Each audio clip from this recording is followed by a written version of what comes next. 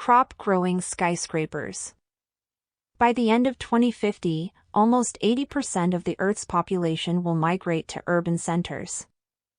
By making use of the conservative estimates in the present demographic trends, the human population density will increase exponentially up to 3 billion. Around 120 hectares of new land, about 20% larger than Australia, will be estimated to cultivate enough food to feed them if traditional farming practices continue as they are evolved today. Now, across the world, nearly 80% of the landscape suitable for raising crops is in use. When we go back to the past, some 15% of that has been laid waste due to poor management skills. How to ensure enough food security for the world's population to live on?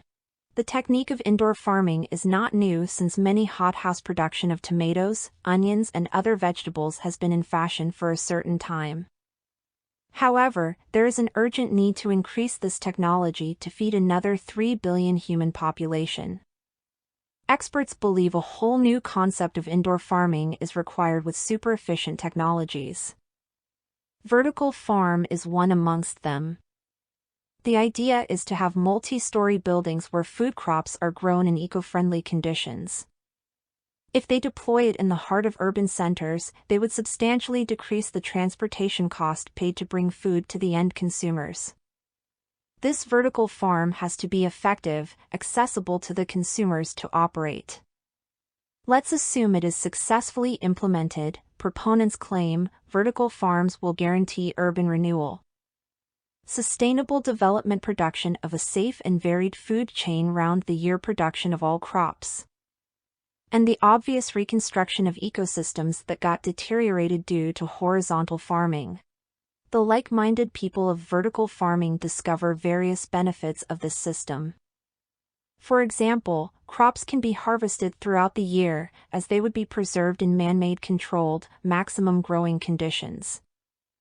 Similarly, no climate-related crop failures occur due to droughts, floods, or pests. All the crops and food could be produced organically, neglecting the inorganic products of herbicides, pesticides, and fertilizers.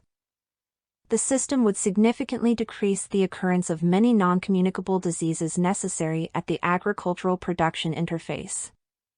Even though the system would require energy, it would give it back in a different way to the grid via methane gas generation from composting non-edible parts of plants.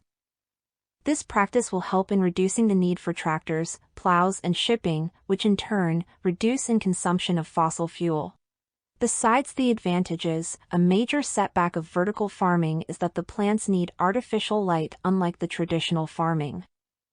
However, when those plants are kept near the window, they will be exposed to more sunlight and grow more quickly, reducing the efficiency. Whereas the single-story greenhouse has the benefit of natural light on the top. Nevertheless, many plants still need artificial lighting other than the natural sunlight. A multi-story facility without any natural light at the top might need far more. Producing sufficient light might be expensive and less cheap. Renewable energy is there to support, and this seems to be rather a long-term goal than a tangible result for the near future. One difference on vertical farming that has been produced is to plant small trees in stacked trays that are alongside rails. Shifting the trays allows the small trees to get good sunlight for photosynthesis. This system is put in place, thus, performs well within a single-story greenhouse with sufficient sunlight. It is not absolute, but it is possible to make it work without the sunlight from the above. Vertical farming is nothing but an attempt to combat the prolonged issues that we face in making food supply for an ever-growing human population. Presently, though, more steps need to be taken to decrease the aftermaths happening on the environment, specifically the consumption of energy. While it is doable that our food supply will be produced in skyscrapers in future, experts think that it is way too far that we will merely make use of the space situated on urban area rooftops.